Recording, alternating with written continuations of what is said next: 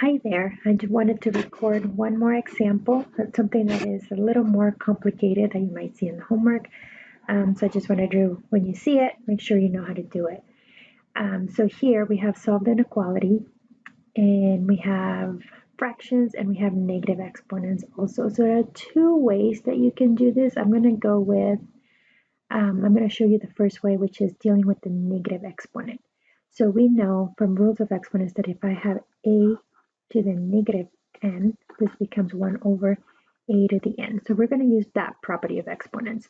So anytime I see something with a negative, we're going to write the reciprocal. So this is going to be the x to the negative 1/3. So it's going to be, that's going to go in the denominator. So I'm going to have 2 times x plus 4 to the 1/2 in the numerator divided by this 2/3, so the 3 is in the denominator, and then my x to the negative 1/3 becomes x to the positive 1/3 in the numerator. Plus, we're going to do the same thing here. So the one that it has a negative exponent is x plus 4 to the negative 1/2. So that means that's going to go in the denominator. So in my numerator, I'm going to have the 1, the x to the 2/3, and that's it. On the bottom, we're going to have the 2, right, from the 1/2, and the x plus 4, and that becomes positive 1/2, less than 0. So now it looks like fractions. So how do we add fractions? We get a common denominator. So we need to figure out what is the LCD in here. So the LCD is going to be, let's see, 3 and 2. So I'm going to have a 6 in there, and then we need the x to the 1/3 and the x plus 4 to the 1/2.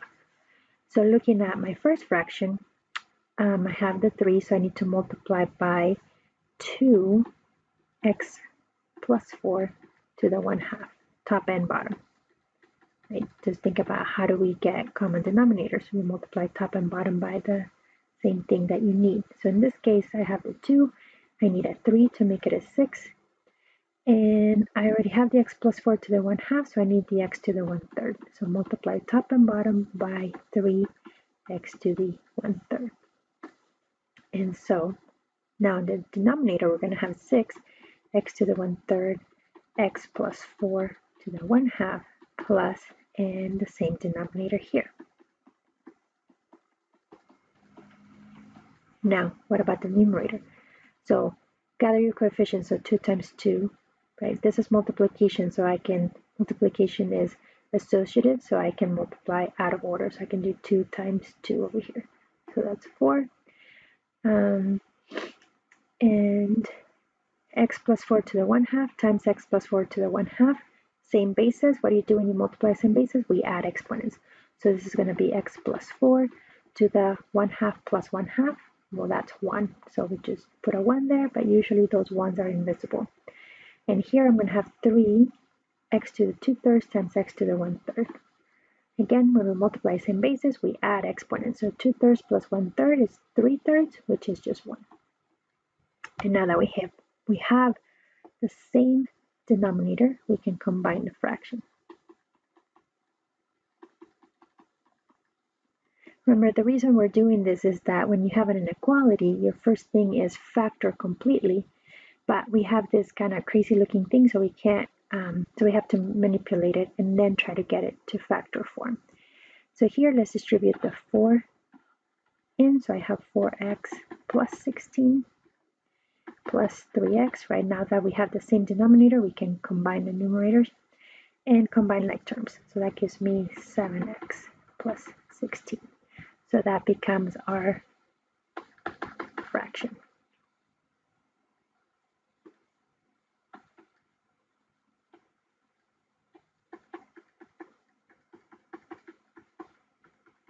And now we check, is it fully simplified? Is this fully factored? And it looks like it is. I can't factor this anymore, and this in nature, because it was the LCD, is already factored. All right, so now that we have it fully factored, we go into our intervals, or the number line. The book shows you how to split up into different intervals. I tend to do the number line for inequalities. So find the zeros of each term. So x to the 1/3, so this is 0 when x is 0, so I'm going to put 0 in here. X plus 4 is 0 when x is negative 4. And 7x plus 16, that's 0. When x is, I have to solve it here. Right, I'm equaling to 0, even though this is an inequality. I'm just equaling to 0 just to know what value I need to plug in. So x will be negative 16 sevenths. So what is that? I know 14 sevenths is 2, so this is just a little to the left of negative 2. So it's going to be before negative 4. Right, negative 28 sevenths will be 4. So I'm going to put it over here. And now we check, okay, so this is a fraction. So this is when it's actually 0. The other ones make the fraction undefined, make the quantity undefined. Now we're just looking when things are less than 0. This doesn't have an equals, so I really don't need to put that in there. But I usually do this, right? Undefined when the function is undefined, 0 when we actually get a 0. All right, so now let's do test points from each interval. So from this interval, we can pick, what can we pick? Something to the left of negative 4. So you can pick x equals negative 5.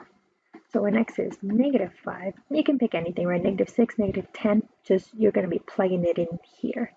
So 7 times negative 5, that's negative 35 plus 16, that's going to be a negative. Remember, when solving this inequalities, we're really interested in the sign of the term, not necessarily the value. And then x is negative 5, x to the 1/3. Remember, rational exponents mean you have a radical. So this is the cube root of x. So when you have a negative 5 in there, so the cube root of a negative number stays negative. So that's going to be negative. And, oh, this is actually, we can't do it, right? Negative 5 plus 4, we can't do. So this isn't even in the domain. So we don't. So it's not in the domain, right? This is a square root. This is really the square root of x plus 4. And so x has to be greater than 4, negative 4. So we can't even be testing anything like this. So x equals negative 5 is not in the domain. So we did not need to test it. But sometimes that might happen, and that's why I wanted to do it that way, because then you can see like, oh wait, I can't take the square root of a negative number. What's going on here? That just means that this is not in the domain of this fraction. So let's move on to the next interval. Negative 4, something between negative 4 and negative 16 sevenths. So we can pick x equals negative 3. And that should be okay, right? For a radical, the square root of x plus 4, x has to be greater than negative 4. Negative 3 is greater than negative 4, so we should be able to do this one. So let's see, 7 times negative 3, that's negative 21, plus 16, that's going to be a negative number, divided by 6. The cube root of negative 3, that's going to be a negative number. And negative 3 plus 4, that's 1. The square root of 1 is positive. So I have a negative divided by a negative, which is positive. So this part is positive. So let's pick something between negative 16 sevenths and 0. As I mentioned here, right, 16 sevenths, 14 sevenths will be negative 2. So we can use negative 1. That will be negative 7 sevenths, which is definitely between 0 and negative 16 sevenths. So when x is negative 1, let's see, negative 7 plus 16, that's going to be a positive now. And then 6 times the square root of negative 1, that's going to be a negative. Square root of a negative number stays negative. And then negative 1 plus 4 is 3. The square root of 3 is a positive number. So you get positive divided by a negative, so that's negative, which is what we want, right? When we see less than 0, that means we are looking for things that are negative. So we want the fraction to be negative. So far, I would highlight this as part of the solution. Now let's check on the other side of 0. So let's pick something from here, like x equals 1. Right? Just to make it easier, math with the number 1 tends to be easier than if I pick 3 or something like that. So when x is 1, 7 times 1 is 7, plus 16, that's going to be a positive number. In the bottom, you're going to have 6 times the cube root of 1, which is positive. And then 1 plus 4 is 5. The square root of 5 is going to be positive. So everything is positive here. So, or division, the fraction is going to be positive. So that's positive, so we don't want that. Right? We're looking for when things are less than 0. So that means we want negative values of this fraction. So that will be just between negative 16/7 and 0. So our solution to this inequality is not including negative 16/7 to 0, not including 0 because it's just strictly less than. We don't have the equals there. All right, so that will be our solution. The other way that you can do this, let me copy the problem and redo it the other way. So the other way is to factor completely. With these higher order inequalities, we've been saying, right, in order to solve them, you factor completely and then draw a number line. So for that, with factoring, right, we always take out the term with the smallest exponent. So for example, if I ask you to factor something like x to the 7th minus x cubed, what would you factor? And the least common term, right? So then we will take x cubed out. And so you go with, this will become x to the 4th minus 1. If I ask you to factor x to the 15th plus x to the 7th, which one would you take out? We will take out the x to the 7th, right? So I'll be left with x to the 8th plus 1. So here we're going to apply that same concept. So I see that I have x to the negative 1/3 and x to the 2/3. So from those two exponents, which one is the smallest? And it'll be the x to the negative 1/3. One other thing before we take it out, notice that we have fractions. If you don't want to work with those fractions, what we can do is multiply both sides by 6. The LCD of the fraction 3 and 2. So multiply both sides by 6, and so let's distribute it to both terms here. So I'm going to have 6 divided by 3 is 2, so I'm going to have 4 x to the negative 1/3, x plus 4 to the 1/2, and then plus 6 times 1/2 is 3, x to the 2/3, x plus 4 to the 1/2, and that remains less than because I multiplied by a positive number, so I don't need to change the direction of the inequality. And 0 times anything is 0. And at least that keeps me from having those fractions in there. Okay, so back to the factoring. So negative 1/3 and 2/3, the negative 1/3 is the smallest one, so that's the one we're going to take out. So we're going to take out x to the negative 1/3 from the first one. Now from the second fraction, the second term, x plus 4, I have x plus 4 to the positive 1/2, and I have x plus 4 to the negative 1/2. So those are, right, that's the same base, so I'm going to take out the one with the smallest exponent. So which one is the smallest? Between 1/2 and negative 1/2? Negative 1/2. So I'm going to take out x plus 4 to the negative 1/2. Now this is the tricky part. What are we left with?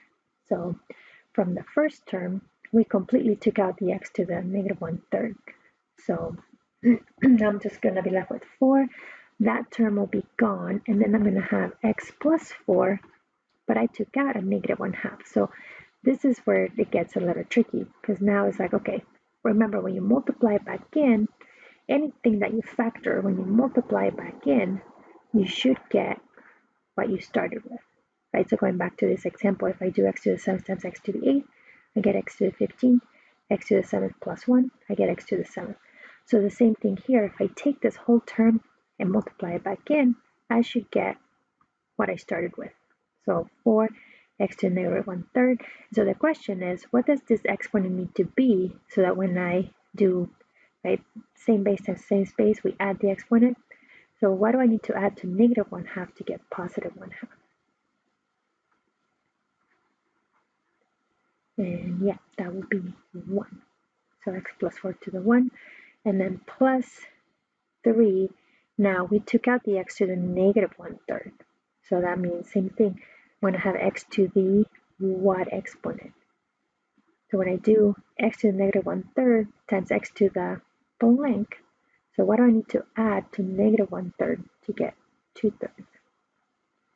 And again, that is going to be 1. And then we took out the x plus 4 to the negative 1. I didn't write the negative. And so that one is gone. My 1 looks a little funky. You don't need to write those when they're 1s and less than 0. So now this will be x to the negative 1/3, x plus 4 to the negative 1/2, and this is just to the 1. So I get 4x plus 16 plus 3x less than 0. And notice that now we get the exact same thing that we got the first method. 4x plus 3x is 7x plus 16 less than 0. Why are these the same? Well, now that you have the negative exponents, we can write negative exponents in the denominator as positive exponents. And so that's the same thing that we got here. I still have the 6 here because in this case I did not multiply both sides by 6 to get rid of it. So I could have done that here as well, just multiply both sides by 6 to get rid of that 6. So from here is the same method. Right? Find your zeros, do a number line, and do test points to find the interval that works. So whichever method you prefer, I find that a lot of people prefer turn them into fractions first until you get a little more comfortable, and then moving to this one. So this one takes a little bit more, right, what's happening here. So a little more mental math, I guess I would say, trying to figure out, okay, when I multiply x to the negative 1/3, right, what do I need to have as an exponent there? So it takes a little bit more mental math. The other way you can think of it is I do x to the 2/3 divided by x to the negative 1/3, because that's really what you're doing. And then you will see that using properties of exponents, you can rewrite that. So you do x to the 2/3 divided by x to the negative 1/3, right? Negative exponent, or when you have dividing the same basis, you subtract exponents. So this will be x to the 2/3 minus a negative 1/3, which will be plus 1/3. So 2/3 plus 1/3 is 3/3, which is 1, the exponent of 1. That's another way you can do it if you want to avoid that mental math.